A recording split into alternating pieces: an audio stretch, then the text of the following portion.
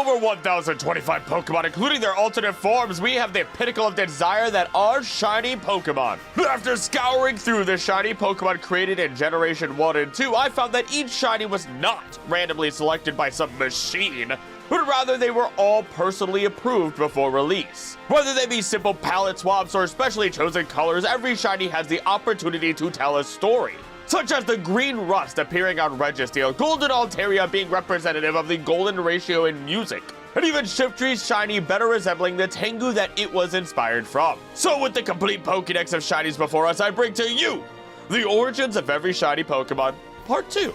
Hi there, I'm Acrylic, and this time we're doing something a little bit different compared to the last shiny video. If you haven't watched that, don't worry. You can watch that one after this. Now, a lot of Pokemon can be categorized with their shiny forms as one of the following, and this is why we're making changes.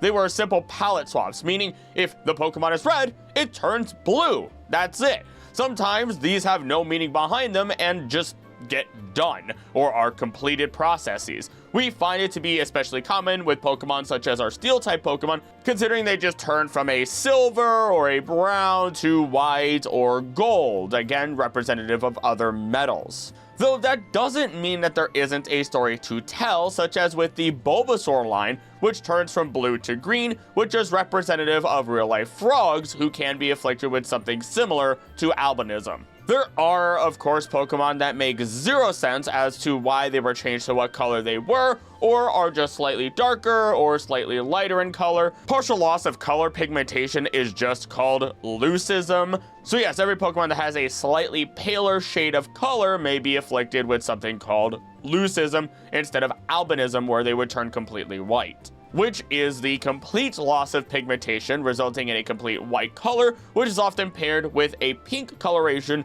due to the prominence of veins and or blood vessels. We can attribute this to Pokemon such as Drowsy and Hypno. To follow these cases, we have melanism causing a Pokemon to be darker, or for there to be melanistic Pokemon which are completely black. A good example of this would actually be our OG boy Charizard. But finally, there's our research for today, and that would be the specially chosen Pokemon that at least seem to have a story behind their specific colors, such as Staryu being pure white to represent the stars in the sky, or the Voltorb line matching the coloration of Pokeballs, Great Balls, and Ultra Balls, or Heavy Balls if you want to go there. Now, if a Pokemon has a reasonable inspiration such as these, then I will mention the Pokemon. If the Pokemon falls into any of the previous categories that I have mentioned that are super simple to explain, then in the interest of time and my sanity, I am not even going to mention them. And just as a last reminder, there are some Pokemon that have some very basic changes happen to them, but do have a story, even if they match those normal palette swaps. So, without further ado, do not worry, I have checked every Pokemon along the way, and we are covering generations 3 through 6, Hoenn through Kalos. So with that out of the way, let's begin explaining these wonderful, shiny Pokemon. Trico's line immediately have something simple but explainable as their green leaves turn red with exclusion to Sceptile's tail. But what makes that interesting is that its tail seems to look a lot more like pine needles or a pine tree, meaning they would stay evergreen as pine trees do over winter rather than turning red or brown over the seasons. This seems to be played into a little bit more when we look at its mega form, as the tail not only takes after a missile, but also seemingly your typical full-on Christmas tree, topper and all. Though the seeds on its back do return to their normal yellow color as if it weren't in its mega form. Their teal coloration is a toss-up, but even just looking at basic geckos, we can see green and blue on one gecko that isn't related to the leaf-tailed geckos, or even just full-on blue geckos out there. So there's nothing too deep there to really talk about, but it's a solid tie. Torchic just becomes yellow like what we'd normally associate with a baby chicken or a chick, and while the Mudkip line just follows the color swap of blue to purple, one really cool thing is that Mudkip has association with axolotls as one of its inspirations, and while purple axolotls do not actually exist, technically, melanistic axolotls do turn purple, so there you go. Your purple money boy is melanistic, which is crazy how nature does this. Poochyena and Mightyena are golden likely because of their potential inspirations being the brown hyena, which does have a bit of a golden mane near their head, as opposed to the darker brown around the rest of their body that we would also see matched upon our Pokemon. Meanwhile, for Zigzagoon and the Tanuki that it is, or rather the common raccoon dog that it is, it seems to just better match the lighter colors of the animal with its shiny form. Now we jump a bit, as both Silcoon and Cascoon are only interesting when we keep in mind Silcoon turning into a flying type Pokemon with Beautifly, and Cascoon turning into a poison type with Dustox. Yes, I know it's a poison bug, and I know the other one is bug flying, bear with me. But we get a white and golden color for one, and a potential representation for the golden value of Silk, Silcoon, while the other has a purple and green coloration for toxins and poisons for Cascoon. Also say now, as I haven't already, remember that this is all speculation, so don't take all of this too seriously, but it is fun to find these special inspirations. So if there's any Pokemon that you might think have fun reasoning that I don't mention, or anything that I missed the details on, please do talk about it in the comments, as I read every single comment, and I would love to be taught about things that I have missed. Plus, comments are a great way to help boost a video's reach in YouTube's eyes. But with Dustox, it seems to resemble the Luna Moth. You know, the one you see a giant version of in the original Dark Souls games as a boss, but its shiny form seems to resemble that of the Japanese oak silk moth. And I don't know about you, but I love big old moths and butterflies. Even though when I was a child, I may have ran away from one in my bathroom and fell on my face because I liked to Velcro my sandals together. I wasn't the brightest child. I also liked to do that because I liked walking like a penguin when I was 5 years old. Fun stuff. Now, I've seen this Luna Moth a number of times, and I figured it would now be the time to finally learn about them. So here's just some quick, fun information that I found regarding it before we move on to our next Pokemon. Luna Moths are among the largest moths in North America and their world. Their wingspan can reach up to 4.5 inches, about the size of an adult human hand. The moth's body is relatively small compared to its wingspan, measuring only about 2.5 inches long. After emerging from their cocoon, Luna Moths only live for 7 to 10 days as adults. When a bat attacks a Luna Moth, and here's a really cool thing, it uses its wings to defend itself in a very unique way. The moth's large wingspan and brightly colored patterns make it particularly vulnerable to predation by bats, which locate their prey using echolocation. However, when a bat comes close, the moth will begin to flutter its wings rapidly. This makes it more difficult for the bat to identify the moth as a potential meal, while the noise it produces by flapping its wings serve as a distraction. These constantly moving wings make it harder for the bat to accurately target that moth with its claws, and as a result, the Luna Moth is able to escape many attacks by using its wings to create confusion and distraction. So I want you to now imagine Dustox in this situation. I've talked about a lot of ecology on this channel before. I've done a full series, and I'm covering Lenton soon. But imagine our Dustox fluttering its wings as hard as it can when, say, maybe a Golbat comes through. And as this Golbat gets closer and closer, relying more on its echolocation through Supersonic or some other move that it does have, Dustox is able to throw it off its tail. Because not every Pokemon has a 100% chance of just completely knocking out the other Pokemon just because of type differences or type advantage, whatever you might say. And that is what makes all of Pokemon that much more interesting when you begin to contemplate these ideas. But we're here not necessarily for ecology as much today, we're here for more shiny Pokemon, and I'll get some more fun facts as we go along. Now, when we look at Lotad, it weirds me out a little bit because it turns from this bright blue to a very deep reddish brown. There are only two explanations that I can think of for this, and that would be because of one of this line's inspirations, the Kappa, being something that eats humans, and you can kind of fill in the blank there. It's getting a little bit of strawberry jelly all over its face, but that feels weak to me, and what makes more sense is that you could see Lotad as the actual roots of the lily pad roots, for the people who say it normally, I guess, that sit upon its head. And while blue lily pads don't really exist to my knowledge, there are blue water lilies for the rest of the line. While the C dot line seems to just tan as it evolves, Shiftry seems to have this really red coloration that reminds me of what it's based on, and that would be the Tengu. who were often depicted to have red skin, to my knowledge. There are multiple of them, and there are multiple different types of lore of the Tengu depending on the story. I was first introduced to them through really D&D, and through them having these big beautiful wings and voices, but due to them stealing from their god, they were banished to mortality, and they were robbed of their wings and voice, now only able to speak in noises. Sounds pretty similar to Shiftry, where people believe that its big leaves used to be wings, potentially. Though this does not seem to be the case for our classic Tengu stories. This seems to be a potential inspirational nugget for Shiftry here.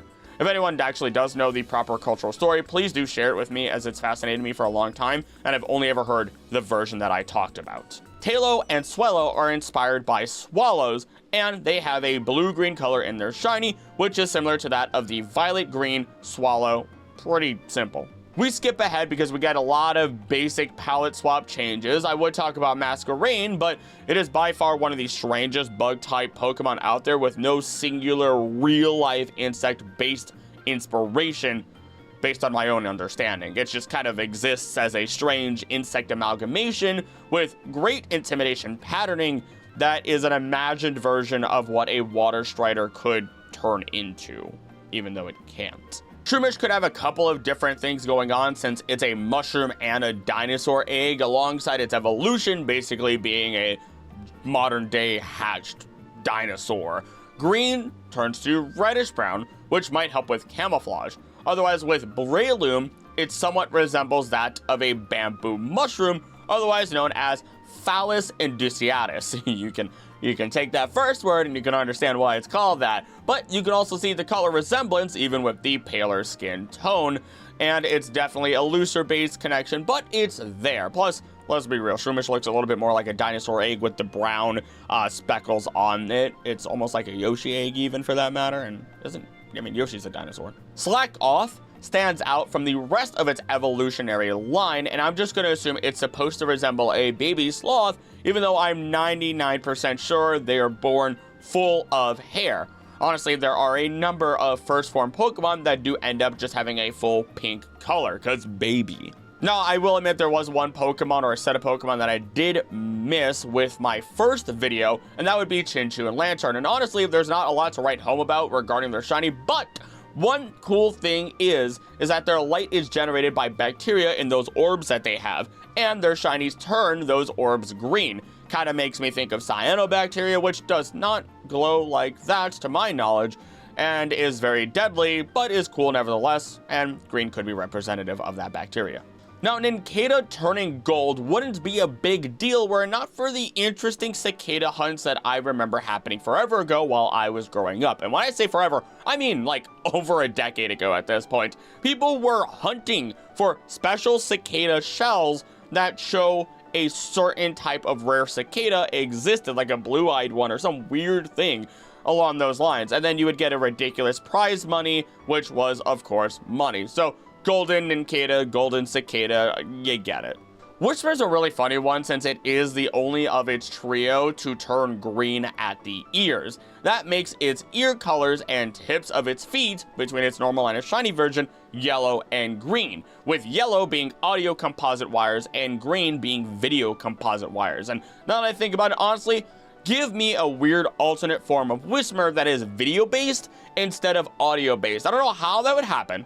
But, I mean, Whisper is already one of my favorite, if not arguably my favorite normal type Pokemon, so I love anything related to it. While Makuhita does get red boxing gloves, Hariyama's hands turns purple, which doesn't seem to have any proper significance that I can find, even if I relate it to the Mawashi of sumo wrestlers, the little thing, basically they're, I don't want to say loincloth because I feel like that's disrespectful, but we're gonna, for lack of a better term for anybody who's only listening, that's what we're gonna have you pretend it is. Now, maybe it slapped its belly too hard and Makuhita lost circulation or bruised its hands, I don't know. Though, as a side, I will say the slapping of the belly before a sumo match was originally traditionally done to scare away evil spirits. Then you follow with throwing pure salt to purify the arena and protect both wrestlers from injury, which is cool.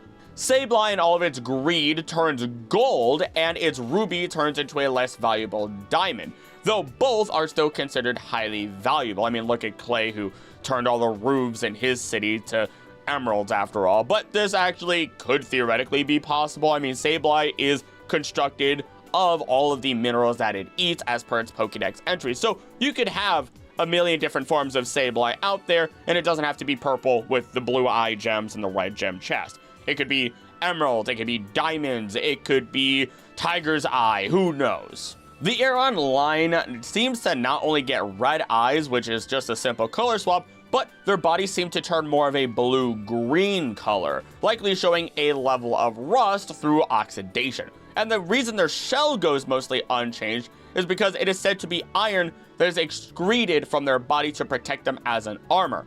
And now it looks more like a stark white, bleached bone, which is pretty neat. Manectric strays from the original basic color swap that Electrike had. It seems to have darker fur than Electrike, which honestly makes it look more like a normal wolf, which I've always assumed for a long time based on the fact that, yeah, it does look like a dog, but we can't really match what dog it looks like, in addition to its ability being minus, while Mareep have the plus ability, which were introduced with abilities in general in Generation 3.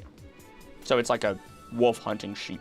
Minun and Plusle only work when you look at them both together as intended. I mean, they're paired together after all. Plusle hardly changes, but Minun turns from blue to green, likely with the three of them together, referencing RGB, the color model for mixing light used for digital displays like computer monitors, televisions, and maybe even your little Game Boy. Volbeat and Loomis might be another stretch, but Volbeat's blue color might also be to reference the blue light that the blue ghost firefly can radiate, and it is said to be more rare, hence why it's a blue shiny. Blue firefly is rare, blue shiny is rare, and is said to make an appearance around Asheville, North Carolina. Meanwhile, Illumis turns a golden yellow that would be reminiscent of the typical yellow bioluminescence that you would expect in a firefly. Roselia gets black and purple roses, with the purple ones likely representing or symbolizing royalty, luxury, mystery, and charm, as purple often does. Meanwhile, black roses don't actually naturally exist, but may also relate to mourning, death, or tragedy. So on one hand, the purple rose symbolizes the rarity of a shiny, while the black rose symbolizes what Roselia will do to you if you try to take away any of its roses, which, yes, it will absolutely murder you. Otherwise, purple and black just generally look really good together. Carvanha stands out strongly against Sharpedo with green and blue colors, and this might just be because common piranhas, to my knowledge, do have that very same coloring, except with blue on the top, green in the middle, and yellow on the bottom, whereas Carvanha still has yellow fins to complete this look and match all these colors. Numel and Camerupt simply gain black coloration thanks to their relation to volcanoes, ash, and soot. Same can be said about their Mego form as well, of course, especially when they are erupting and all that. Pyroclastic material starts going all over the place. With Torkoal's shiny, its skin becomes yellow and the shell becomes a reddish pink. And considering Torkoal eats coal, this can be related to sulfur, which is often associated with a yellow color and is something that we find in coal. And then you have the pinkish color to represent red hot coals. Spoink and Grumpig look a little bit more like pigs with their new colors, and Spoink itself does get a new gray-black color that is similar to, but not the same, as the deep black that Grumpig's pearls have. And considering Spoink gets its pearl from clam pearl, there are oysters out there that are called black lip oysters that tend to produce very large black pearls, which could be where this Spoink got its pearl from. Spinda becomes green instead of following its normal palette swap of red to blue, which makes me think of nausea from all this spinning that it does. Pretty plain and simple. Meanwhile, Trapinch is a bit odd.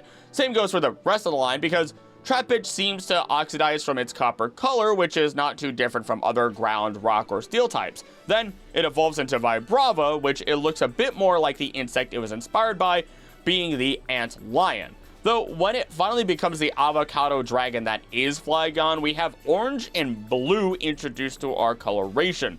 These colors are vibrant While it is often attributed to the inspiration of adult antlions, we could also attribute its potential dragonfly inspirations as well, which would bring about these vibrant colors, especially as some dragonfly species are called these sand dragons. And I honestly didn't even bother looking up more about dragonflies because they come in such an array of colors thanks to their metabolism that it would feel wrong for me to try and attribute any of these colors to a singular dragonfly.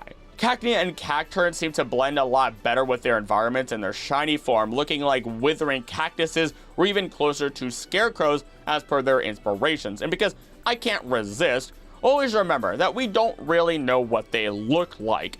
Cacnea has regular blood, while cacturns' blood has turned to sand from being in the desert for too long. And when both of them blink, their shell stays open. Really creepy stuff. Now, I will say the next one is a bit of a stretch, but I think it's a fun one to consider. Now, we know Altaria is known for its singing, especially with its mega form and how it can sing a gorgeous soprano and melodies in a crystal clear voice. Pair this with our golden color, and it makes me think of the golden ratio. It transpires that Mozart arranged his piano sonatas so that the number of bars, a bar being a small segment of music that holds a certain number of beats, in the development and recapitulation divided by the number of bars in the exposition, basically bars in the recap versus bars at the story, the exposition of the music, would equal approximately 1.618, the golden ratio. Alternatively, it relates to two notes or frequencies and how they relate to each other. Altaria is very much based or built around the idea of music. It sings, it has the word aria in it. It sings in soprano, which is supposed to be the highest vocal range. So maybe one day we'll get a variant of this Pokemon who sings in the lowest range, so that way we may truly have a golden ratio of sorts. Music geeks out there, if I messed that up at all, please have mercy on me. I am no longer in my orchestra classes, and I never studied music theory fully. I have a forensics degree. I'm a man of science and history. So, it took me a good 10 minutes to even try and figure that out. But again, please correct me if I messed up and provide extra insight in the comments below. Zangoose and Seviper share a few colors with each other and their shinies, which becomes clearer when we look at regular Zangoose and shiny Seviper's chest and face markings. We do jump ahead to find Lileep becoming green because grass type. Meanwhile, Cradily turns all pinkish, which makes me think it's trying to resemble a little bit more like a sea lily, but there may otherwise be no real explanation there if we don't go with that. Maybe more albinism type effects are happening if you wish to attribute that here, considering the white or the pure whites may have pinkish veins and everything like showing through such a creature, even though it's supposed to be a plant still. Feebas is a bit odd as it turns from brown to purple, and anytime something turns purple, we have an outlier height, I swear. And once again, this might allude to its mysterious rarity because Feebas was originally so incredibly rare that you had to fish in specific spots in the game to even have a chance to get it. And when I say specific spots, I mean you had a specific square and a specific lake. Even then, it was only a percentile chance, so good luck with even lower odds of getting the shiny. Though what Feebas may be alluding to further with its purple color may actually be the fact that when it turns into Melodic, Melodic is a oarfish, or an un-oarfish, I apologize, the world's longest bony fish. It's even in the family Regalicidae, which has the word regal in it, and Melodic does have that crown point on its head, much like royalty would have. So there's a lot of puns going on here that could build into why we have a purple Feebas. It is the child of royalty and will eventually turn into it. Meanwhile, with Melodic, its blue coloring in its shinies hair could be attributed to the oarfish having that same blue color. Meanwhile, its stained glass tail, now being yellow, could simply resemble light shining through the stained glass windows. The oarfish, honestly, is also just such a strange creature that I've passed up on multiple times regarding research, so let's see why such a rare Pokemon would be inspired by it, even further than what I've mentioned already. The giant oarfish, Regalicus glensney, holds the Guinness World Record for the longest bony fish in the world. They're found in the depths of the Mediterranean Sea and the Eastern Atlantic Ocean and have a ribbon-like appearance. Oarfish are members of the Regalicidae, Oarfish are members of the Registeel family and are also known as the king of herring. So there it is, the king, but rather we have a melodic queen because their dorsal fin looks like a crown. Their dorsal fins run down the entire length of their gigantic bodies with a tiny spine located above 400 individual fin rays. The oarfish's pelvic fins are elongated and similar in color to their bodies. The king of herrings is a rare species because they primarily inhabit deep sea waters, and their pelvic fins move in a circular motion very similar to that of an oar, hence the name, and these unique fish use their dorsal fins to help them swim, and swim in a vertical position at that. Which, actually, that explains why they just go straight up in certain games, such as Animal Crossing. Now, the oarfish resembles a giant snake or a dragon because of their elongated bodies, dragon melodic when. In addition, they are smooth and lack scales, with tubercles and a guanine coat topped with omates and a red dorsal fin.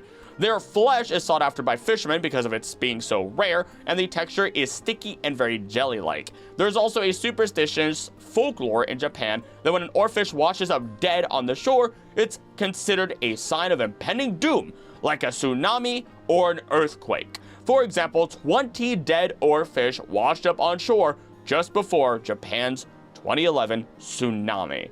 And I would say that is more than enough to understand how we get such a graceful creature such as this, especially as Melodic does seem to wear, again, that crown of sorts, but instead of it being a king, it follows the idea of being a queen of these seas. Cast form being inspired by an H2O molecule, then matched up with all of its forms and their shinies, seems to represent all of the models of atoms throughout the years. To be fair, they have a lot of colors under the sun included here, so that could just be a strong coincidence, but it is one heck of a coincidence nevertheless. Snow turns blue, allowing it to blend in better with snow and resemble the ice that it eats. And it kind of looks more like a fallen icicle then, but it's pointed up like a stalagmite. It's a little weird.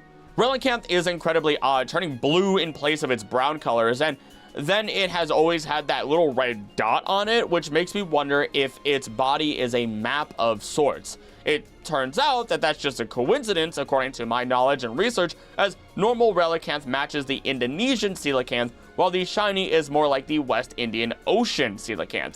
That singular red dot still bugs me, especially since it's in the water of the shiny, kind of like as if it's trying to tell us where it was found or located, but it's inconclusive. Now, I do have another bit of a stretch here for the Beldum line, but I have some fun science for you with it. Now, the whole line has turned silver and gold, and in order to evolve, they have to combine together. Though, here's the kicker. Not only do they all float in the air, but in order to fuse and evolve, they have to overcome the magnetism of each other in order to connect. But how does that occur?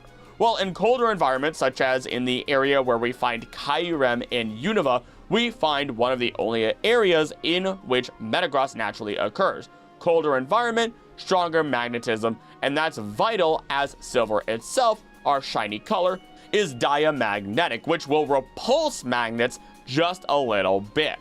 All of this just to say that by being silver in their shiny colors, it may allude to the whole idea of this Pokemon floating from the ground, repelling other magnets or metals that exist, also with their psychic power, and repelling each other until their diamagnetic force is overcome through sheer magnetic power.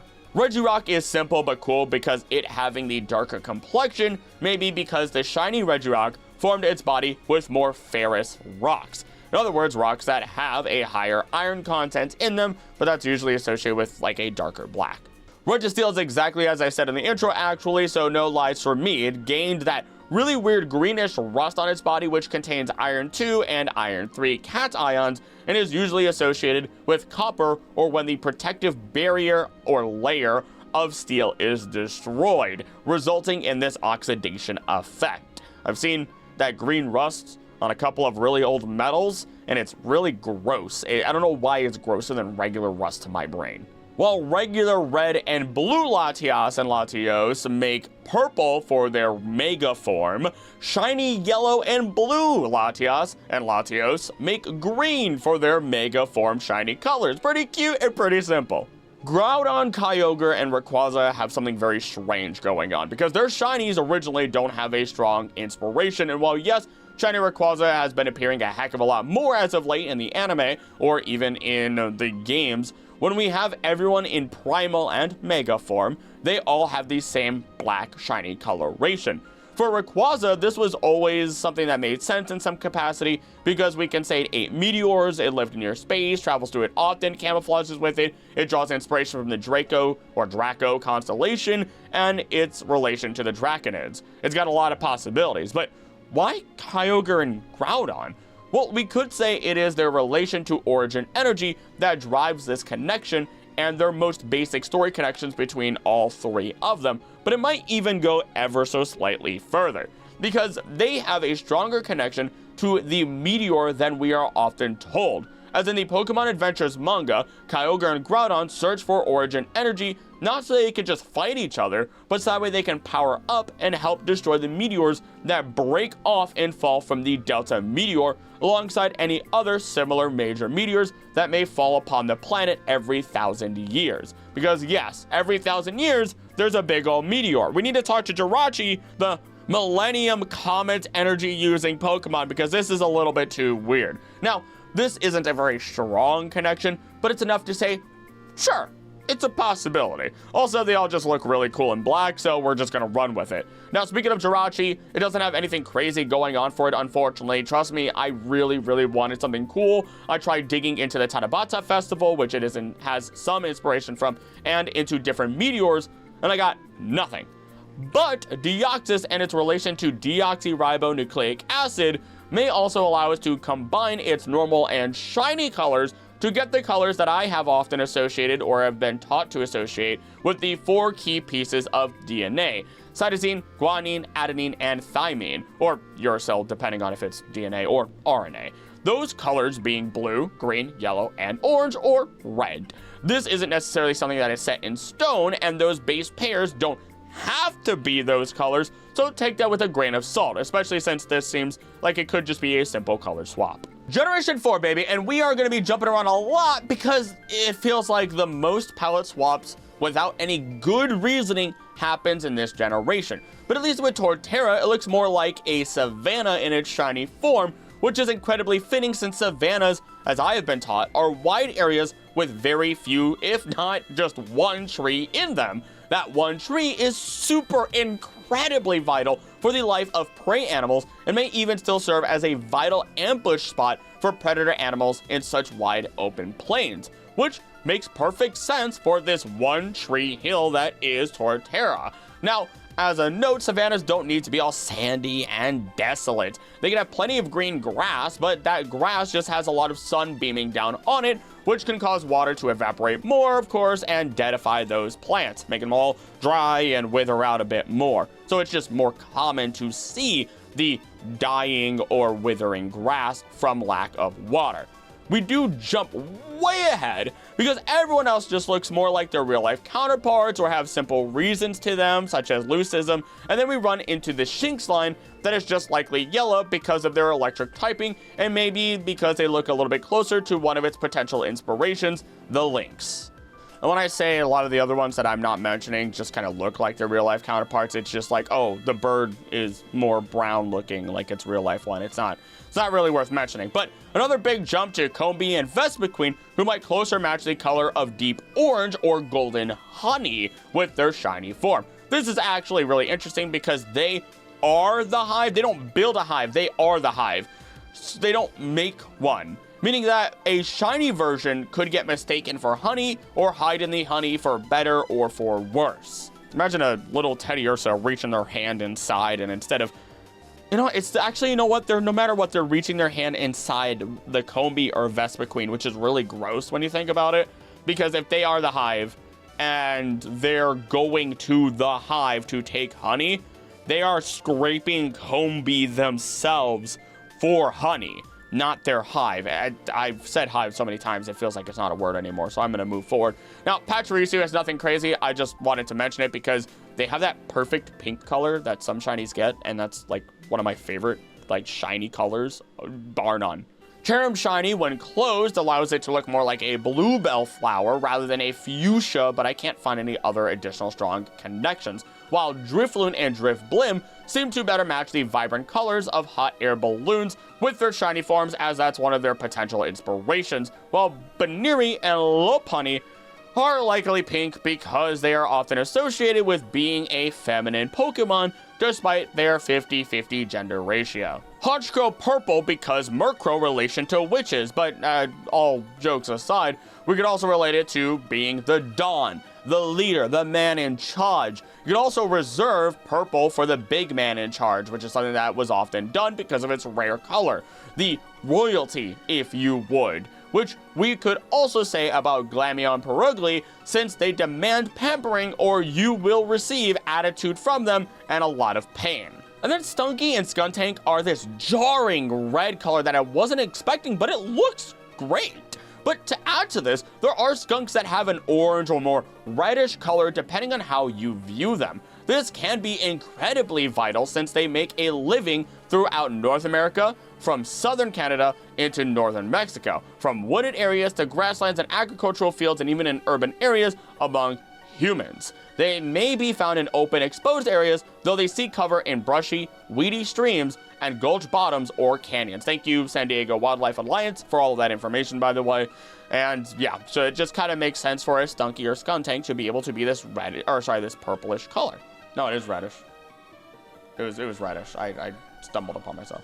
Bronzor and Bronzong are rusting similar to Registeel, and while I've already talked about Sudowoodo and Bonsly in the previous video, there was a very good comment stating that the green coloration is likely because of moss, which, yeah, I feel a little bit stupid for not thinking about that sooner, but I just generally overlooked it. It happens, and this would then let the moss grow on trees or rocks as it does in real life, and paired with the red colors, Sudowoodo would just look like a moss-covered tree in autumn.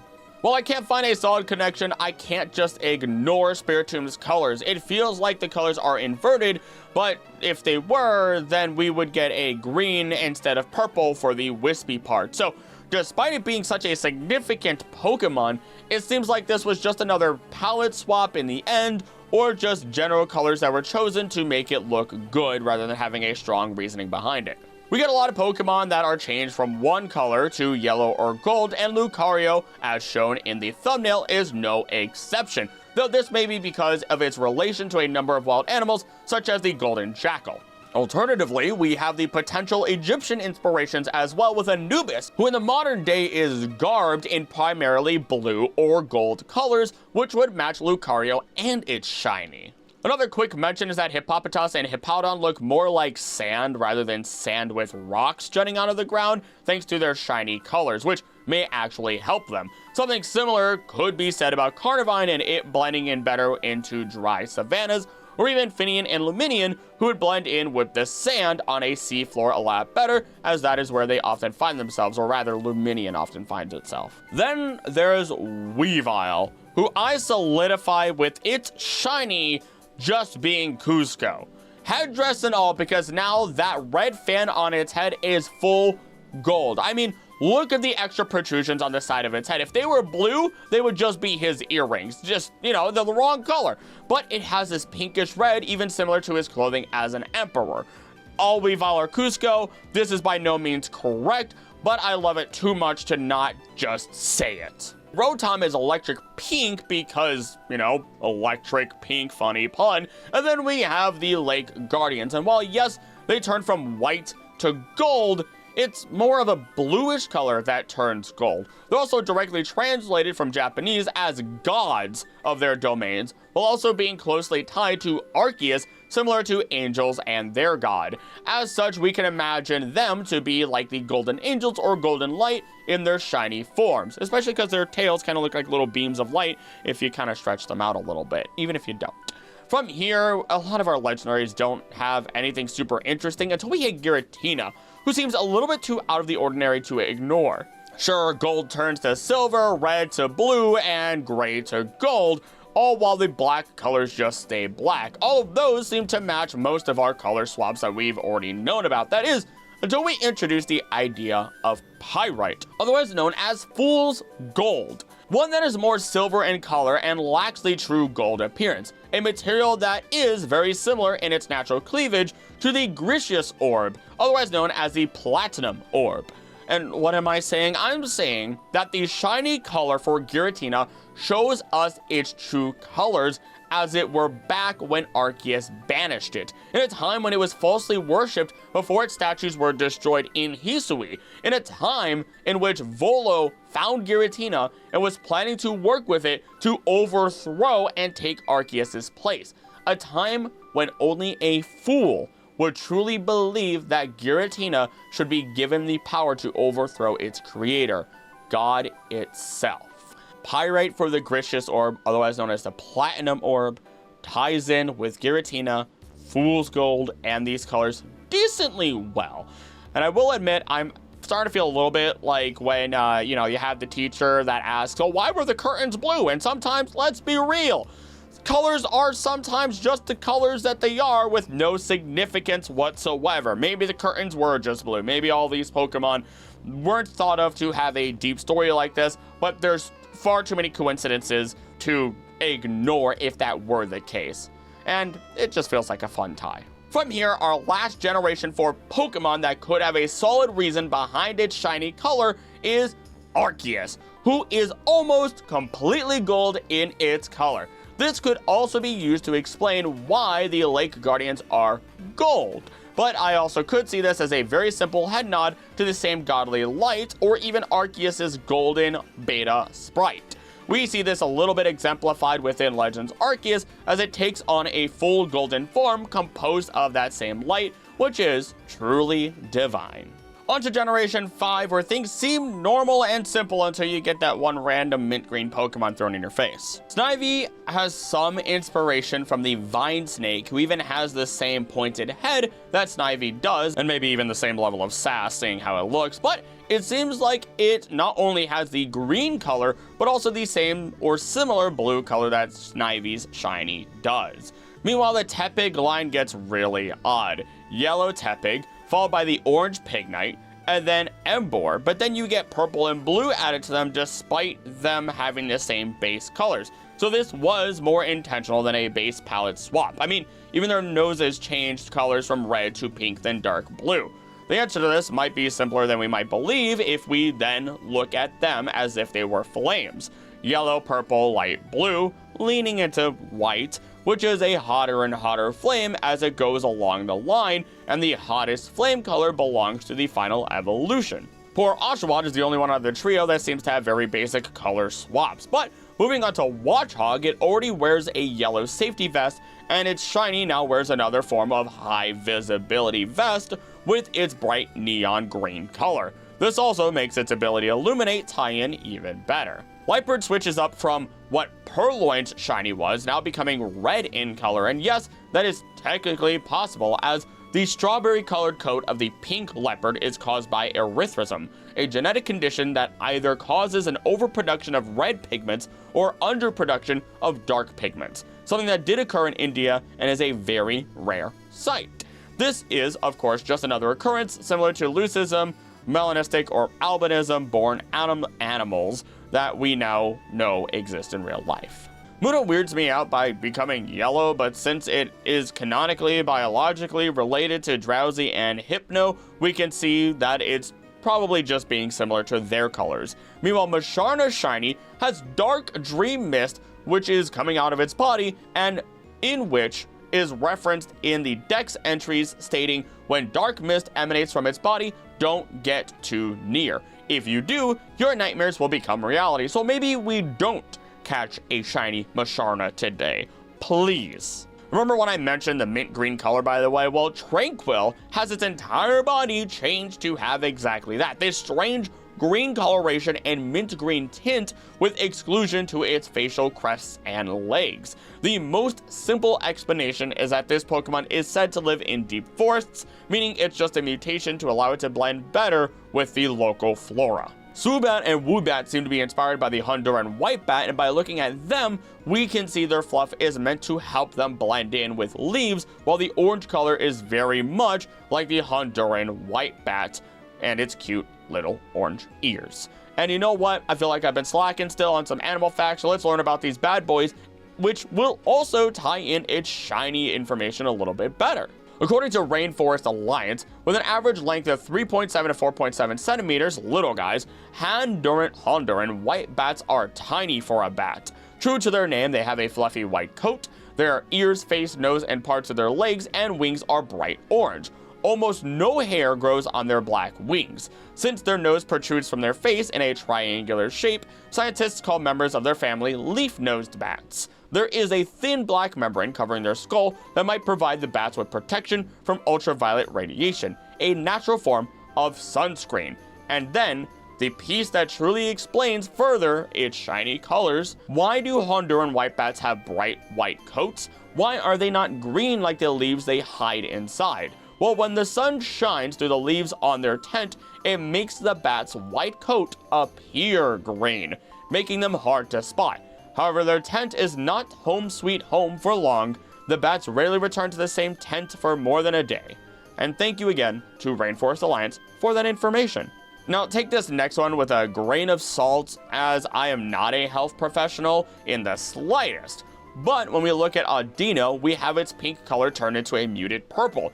If we see this more as a nurse's uniform, considering Audino's role in the Pokemon world, we have a small story, as blue is a common color that is said to promote tranquility and peace, while pink is associated with compassion and care. So, with this Pokemon, Audino being a nurse, very similar to our Chansey line, we can understand how these colors come into play. Now, we do get more frogs turning green instead of blue, thanks to their own form of leucism. Cottony follows into autumn colors, as that time frame would be after their mating season. We know their mating season due to the fact of them acting like cotton from cottonwood trees, which release in May or early June. And trust me, I know this very personally because my backyard, front yard, house in general is covered in cotton seeds right now. It's like a blanket. Meanwhile, Shiny Whimsicott is literally just looking a little bit more like a sheep. Sandala's line doesn't gain the red coloration and instead bears the colors of a regular Nile crocodile. Maractus, our prickly pear cactus, turns yellow on top rather than its normal pink, as it better mimics the actual flowers that a real cactus will produce, as opposed to the color of the fruits that those cacti prepare, or bear, rather. We do have another interesting one that is a toss-up on whether it's true or not, because Dwebble doesn't turn green, but Crustle does. And striped hermit crabs in the Atlantic Ocean gaining a greenish-blue color is a common occurrence in those warmer waters. Of course then, Unova, being New York, meets the Atlantic Ocean, meaning that this would be a possibility. Meanwhile, Scrafty does the same thing with its green color, but I have no real explanation for it. Maybe the skin got damp and moldy, and that's really gross to think about. It might just be a palette swap, nothing too deep. Coffigregus is an e-girl coffin, and I will not explain further because there is no actual evidence for this, and I can't find any good, strong evidence leading into why this thing would be pink and silver, other than it just being a palette swap. While everyone loves Zora and Zoroark, their colors are not much to speak on. I can't even find a reliable story about purple-haired Kitsune, and they just come in a wide array of colors anyhow, so it's a toss-up. We followed all of this with Druddigon, who is green and orange, making it more like a plant or a flower. This is because, as per its dex entry, it warms its body by absorbing sunlight with its wings. When its body temperature falls, it can no longer move. So while it isn't necessarily a plant, it is a lot more like a lizard than we usually give it credit for. You know, cold-blooded and all. Golett and Golurk just look more like ghosts, really hitting that Halloween aesthetic and spookiness with their shiny colors. But with those same green colors, we get Hydreigon's line, and its inspiration from Yamata no Orochi, a legend that has been depicted in many different forms of media, and I would love to share this story with you, with a little bit of sourcing from yokai.com. Yamata no Orochi is a giant serpent with 8 heads and 8 tails. It has bright red eyes and a red belly. The beast is so large that its body covers the distance of 8 valleys and 8 hills. Fir and cypress trees grow on its back, and its body is covered in moss. When we look at Hydreigon, we see a multitude of heads, and wings, and the shiny form does have green all over its body, and it does have red eyes in either form. But the purple may come from something different. Not your normal poison, but a drink of poison that we get in this story as we move forward with it, with Yamato no Orochi appearing in the earliest written Japanese documents that we are aware of, the Kojiki and the Nihongi. Without a doubt, the legend goes back even further into prehistory, and this story is as follows. Ages ago, the storm god Susanoo was thrown out of heaven and descended to earth at Mount Torakama near the Hii River in Izumo province. There, he came upon an elderly couple of gods named Azinazuki, and Tenazuki, who were weeping. When Susanoo asked why they were crying, they explained that they once had 8 daughters, but every year, the 8-headed, 8-tailed serpents Yamato no Orochi demanded one as a sacrifice. They were now down to their 8th and final daughter, Kushinada Hime. Soon, it would be time for Yamato no Orochi to demand a sacrifice. Susanoo explained that he was the elder brother of the sun goddess Amaterasu and offered to slay the beast in return for Kushinada Hime's hand in marriage. The elderly couple agreed, and Susanoo set in motion his plan to defeat the serpent. First, he transformed Kushinada Hime into a comb, which he placed in his hair. Then he had Shinazuki and Tenazuki build a large fence with 8 gates. On each gate, they raised a platform, and on each platform, they placed a vat. They poured extremely strong sake into each vat, rice wine. When this was finished, everyone waited for the serpent to arrive. And when Yamato no Orochi appeared, the great serpent slithered into the fence and noticed the powerful sake. It dipped its 8 heads into the vats and drank the alcohol. Soon, the monster fell into a deep, drunken sleep.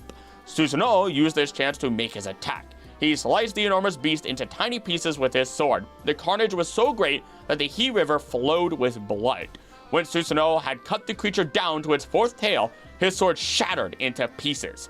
Examining the part of Yamato no Orochi's tail which broke his sword, Susanoo discovered another sword within the creature's flesh, the legendary katana Murakumo no Tsurugi, otherwise known later on as Kusanagi. Susanoo eventually offered Murakumo as a gift to his sister Amaterasu, who was allowed to return to heaven. The sword was passed down through the generations in the imperial line of Japan. It is one of the 3 pieces of imperial regalia, along with the mirror Yasakani no Magatama. Today, the sword, which came from Yamato no Orochi's tail, is said to be safeguarded in the Atsuta Shrine in Nagoya. So, if we want to have fun with it, Sylveon would theoretically, based on the lore of the world of Pokemon, could be our Susanoo, knowing that it defeated that Pokemon or Hydreigon in the dead of night in some fairy tales. But with that, we do move on. And speaking of God, Volcarona takes a more yellow color to better match that yellow ball of fire in the sky with its own shiny form.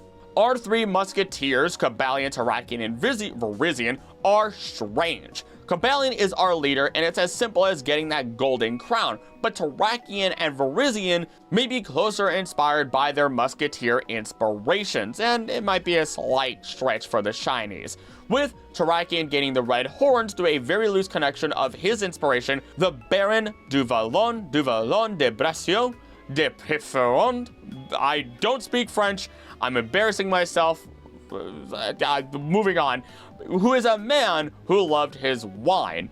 And if I butchered that, I again apologize. Meanwhile, while yes, Virizion is feminine, and so we get pink, moreover, René de Herblay was depicted as a very romantic man within the 3 Musketeers. So of course, that brings in this color of pink. As a side note, it's through these musketeer names that we get the typings of our swords of justice. Pierre comes from Petra in Latin, meaning rock. Herblay is pretty self-explanatory, herbs or grass, and then Count de la Fer for our Cobalion brings in fer for iron or steel. Meanwhile, Keldeo may also be referencing a horse that was given to one of our characters that is in fact a horse with yellow fur. And I also only know any of this because of people like you in the audience sharing these extra fun facts with me. So please continue to do so, as I do read every comment, and I'm one person. I can only find so much, and it's very fun. Reshiram gains golden color for its banding, a color we have already discussed as a color used for golden ratio or golden rules. Reshiram is the dragon of fire and truth, and one can associate rules with truth. Alternatively, it represents sulfur thanks to our potential relation to alchemy thanks to our Tau trio as a whole. Meanwhile, Zekrom is less noticeable until its tail glows a full green. Usually the color of lightning is white or blue. Haze dust, moisture, raindrops, and other particles in the atmosphere affect the color by absorbing or diffracting a portion of the white light of lightning and making it green. Though be warned, because green lightning may just be the start revealing green skies, which is usually the sign that a major storm is on the way, such as a hurricane. As Zekrom did, after all, scorch the world in lightning, or at least Unova. No greater storm that we are aware of has happened than this. And finally, for this generation, the only other one here with solid reasoning for their shiny color is just simply Genesect, and that's because Red Genesect was a ruthless leader in the Genesect movie, as it commanded the other normal, quote-unquote, purple Genesect that were contained, or rather created, by Team Plasma. And here we are in Kalos once more in another video to close out the video for today. Giving us a fun little start is the Chestnut line, which has a dark brown shiny that allows it to have a shell that is the same color as the chestnuts that they are inspired by. The Fennekin line brings back our relation to witches one last time, as purple is often associated with witches, just like our Murkrow and Honchkrow. Meanwhile, Froakie and Frogadier are the only frogs that we have encountered so far that do not switch between blue and green colors. But Greninja goes fully into a black color for its shiny, and that's just to go with the idea that ninjas are often associated with the night or blending in with it, even if that wasn't always the case. After all, there are plenty of different ways to camouflage yourself. Now, when looking at Talonflame and its potential inspirations, one bird of prey that some people associate with it is not just the peregrine falcon, but also the red kite, which would explain the pure red color that its shiny has. Though that bird is not pure red, it's just another pun. Floette and Florges are Pokemon that we can associate with royalty, especially since King AZ had Eternal Floette and General Royalty were known to have Florges care for their flower gardens. Because of this, we get the purple royal color again. And then Go-Goat may have some inspiration from the Yule Goat, thanks to its general design, including its horns. The Yule Goat is a Scandinavian and Northern European Yule and Christmas symbol and tradition. And when we look at a 19th century Christmas card bearing imagery of one of these Yule Goats, we can see where the black fur and the golden horns come from. Pancham and its evolution are now just brown pandas with boxing glove hands. Nothing crazy, but I'll admit every single time that I've seen a brown panda instead of a black panda, it takes me an extra couple of seconds to be like, oh, yeah, those are real. It's like looking at those dogs with the really long noses that just don't seem like they should exist. Like, don't get me wrong, again, every animal should exist, don't get me wrong, technically, but just hard to believe that they are real. Aromatisse is just a palette swap, but I have to admit that by looking at its colors closer in general, it made me realize just how much more like Plague Doctors the Pokemon is, because it isn't just the beak or the aromas that they let off, but it's even the red eyes that they have that some Plague Doctors had in order to scare away the evil, being like the evil spirits of the plague. I really genuinely love Plague Doctors. They're terrible, and they spread the disease more than they cured anything, but they are fascinating. Swirlix and Slurpuff become chocolates, and that's literally it, and I'm all for it. Meanwhile, Dragalge's duo is purple for poison, Clauncher's duo is red to look more like lobsters rather than shrimp, and the poor Helioptile duo sat in the sun for a little bit too long and got sunburned, which, if they were actually sunburned, that would be incredibly unfortunate considering they literally need to sit in the sun in order to get their energy. Solar-powered lizards and all. Also almost passed up Hawlucha, but I found that people state a potential inspiration may be the Hudson bird, which is absolutely a possibility, especially if we consider that it has the same outer black feathering, and instead of a yellow underbelly, it's red for the shiny. This is also a new bird to me, so let's take a tangent to learn about it together briefly, as the Hudson, opus the Camus Hosen, is a, sorry, the word threw me off for Latin there, is a unique bird found in the Amazon and Orinoco River, basins of South America. Known as the stink bird or skunk bird, it has a distinctive odor due to its fermentative digestive system, which is similar to that of cows, allowing it to digest leaves. The young Hudsons are notable for having claws on their wings, a feature that links them to ancient birds like the Archaeopteryx. This bird is also characterized by its clumsy movement and noisy behavior, making it a fascinating subject of study in avian biology. Now, when I first read that it had features that related it to the Archaeopteryx, my eyebrows raised to like the 5th floor. And this bird is now in like one of my top 5 birds because it seems so interesting. As a side tangent to my side tangent, other top birds include the great patoo, but only the ones with the black eyes, nightjars, which look like dragons, and then penguins or puffins. Now, moving forward, we could equate Phantump and Trevenant Shiny to petrification, similar to Sudowoodo. Depending on the materials that replace the wood over the many years, it could cause the entire makeup of the wood to be replaced by a number of different rocks or minerals. Otherwise, it's white because it's a ghost. And with the red leaves, we have autumn, which can be representative of dying or death. Bergmite and Avalugg are just cool because it allows us to see their physical body just a tad bit better, not through the ice, but just in general, because these Pokemon are not the ice that are on their body. They're simply freezing moisture around them in the air to create a shell for themselves. And the last few that are at least interesting because of their association together would be Xerneas, Yveltal, and Zygarde alongside one other trio, which is really only a duo. But either way, with these 3, they match each other, as all of the areas that are black turn white, with exception to Yveltal, who keeps its gray scarf. This is likely just a palette swap, but it is really cool to see this, as this is something similar that we can see with our legendary Hoenn trio, all these colors staying the same for Pokemon that are related to each other. And finally, for Generation 6, we have Hoopa, its Unbound form, and Volcanion, which all turn almost entirely gold. And for Hoopa and its Unbound form, this is easily explained by knowing they are Jinn or genies, who are often associated with golden lamps. We can go further than that, knowing that Hoopa has transported gold, castles, and even entire islands around just because it wanted to, potentially out of some level of greed. So gold makes sense here.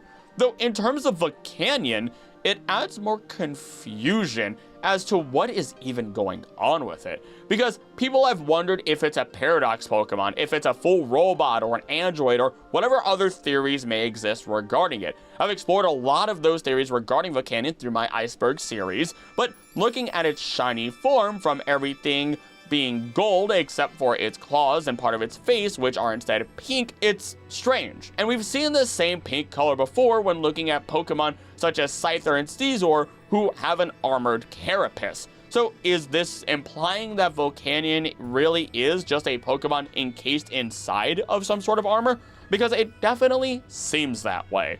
But I'll let you decide, because for now, we have completed the next complete set of shiny Pokemon and their potential stories and explanations. If there are any that I skipped that you believe have more of a story, please do comment it below, as I do read every comment, and commenting is a great way to boost the reach of any video. If you're looking for more Pokemon explanations, I recommend my video about every secret Pokemon evolution, such as Cubone evolving into a Marowak only when it stops mourning for its passed away mother. Either way, thank you so much for watching, and if you did enjoy, please make sure you do subscribe, and if you'd like to go the extra mile, become a member of the channel to support the combination of real science and Pokemon for as little as $3 a month, allowing everyone to continue to enjoy this content, and get some perks along the way, such as getting videos early, behind the scenes info and updates, and have your name shouted out at the end of every video, which we will do right now. Thank you to all of our members, starting with the Gods of Hope, Curl, Final Fantasy 14, Heals for Life, Biggins, Vatty, Knit, and Buzz in Summer. Then all of our champions, Andrew Mercy, Costa, and Joshua Biggins Wilson, with all of our Knights on Accord, Crumbo, Double, Shiny Gem, Sarah Burst Boys, Moth Romance, Vatty Lemon, Fix My Nitrogen, Krill, Founders for 14, Plow, Stone, Allen, Heals for Life, Blue Dalek, and Wart Hempful. Then with all of our Wanderers, Lucky Charms, Bobs, Liz, Gengar, oh, we got my favorite boy, Elendo Tenguesta, Elijah Tidwell, Tyrone Jones, Beware, Blaine Court, Swish, Micah 636 Gaming, T Baggins, Big Rosie 45, Doma Arigato, Zach Arrowwood, Just Bad, Tone Shiner, Moms Forsetti, Bluist, Gecko, Casablanca, Mercury, XV, Nicole Manassi, and Alive R360, Matthew Kennedy, Mark McCloskey, Electro Lucario, Nick, Kristen, Sandwich Boss, Emmy, Brian Griffin, Real, Rick and Basher 45, AD, John W, Juan M, S9 Star, You, Will, Gibbo, Kevlar Dadon, Rexy Young, Delon, Estelle, Olivine Branch, Pisha, Salty Eggs, D, Sanguinous TV, WDA Young, Young Scrim, Numble 2, whatever this is, Vanessa Mario, Rose, the Pink Santa Max, Supreme, George Sporting, Emperor, Glitch Queen 83, Wade, Marlene Gilpin, Average Pokemon Fan, T-Day, No Offense, Michael Stein, Jay Gill, Grayson, Rome, Big Papa Couch Bonds, and Clips, Mikel, Jace, James, Linked, Ocean Man 7, Internet Person to look into, Rolando J. Calderon, Daleks, The Links, Tonkinator, Nori, Brett Richardson, Ethan Salzman, McJutter, POVT, Muhammad A, Sunset Star, Dominic Ziak, Fruit Punch Clown, Pat O'Mareko, Commander, Flyboy, JC, Brian Perez, Donkey Nug, Ada Karakock, Napoleon Bonaparte, Tulip, Tyler, Nath, Violin, Delta, Spartan, Andrea, Virlin, Leslie likes here. I'm slipping on myself now. Trouble, Stilts again, Freddy, 1, 2, 3, 4, Kenneth Abdabroth, Brandon, Crutchfield, Custard Bun, Dawson Reed, Hotshot Games, Dying to Digger, Hackon H, Eve Seller, Crosby's Gaming, Stars at Angel Horace, Hashim Kamos, Sweetie Weber, Yeagerman Jensen, Sam Wasabi, Handbook Dirks, Nathaniel Matthews, Yaga the Demonic Neko, Dunsand, Jonas 00, Lemon, Dragavian, Solodochi, Dat Boy Frito, Kuk, Zukir, Seth Coleman, Rexel, Timid Warlock, Azushiki, Tom, Luigi the God, Funky Ratty, Kit, Katuos, Lowland Figment, Delightful Nerd, Morgan Astartes, Dragon Pulp, Lifting Hings, Fab Tags, Arxis, Off Balance, Caden 42, PB Only Time, and Old Timeline, Copper Smith, Inc, Mina, Mori, B, Bog Schmidt, or Bogby Schmidt, Jacob Thighs, Lost Wisteria, Ponyboy 4444, Maisie, Wham, Chris Celion, Joe Heron, Pika Miku, Not Plague 18, Snows Leaves, Jerry Rivera, M. Mir, Matico TH73, Spurgalicious, I lost myself. Sydney House, Abdallah Lottie, Tamarco, Professor Bond, Miss Zora, Dakota Couch, Brad Sundimer, Drixel, Carl Jean, Hunter Al, Hussein Kassan, Rebecca Conley Hugh, Jappy W, Memento Mordum, Corn Marshy, Edward Kasowski, Fedica Fox, Evil Chan, Panda, Nerder, Screamberg, Hag, Addy Cadabra, King Pie, Jack of the Frost, Restless Ivy, Addy C, Jacob Square, DJ Monk 23, Squidwater, Rice Smith, Gamer, Bad Dragonite, Just JM, Star S, MD, Horse with a Cocktail, Haybel Yeen, Muse Art World, Delumio Gwendolyn, Eastgenders Everson 2, Andrew Frost, Pick Anonymous, Summons, Slav, Nakanu, Ian Ray, Biggins, C9, Corner to Cobb, Betty Creeper, Sayuri-chan, Jojo, Unseelie King, Defornian Skies, Daniel Tracy, Garrett Hoffman, Rosev, Dylan Peters, Malachi Burkhardt, Scott, Carlisle, and Heather Weisman. Thank you all for being members of the channel. If you'd like to support the channel and all the videos that come out of this channel for everybody to view and the channel as a whole, please become a member for as little as $3 a month. With that then, as always, thank you so much for watching. Don't think I'm gonna do, don't think I'm gonna do. Please be nice to each other. I love you, and I'll see you next time. Bye!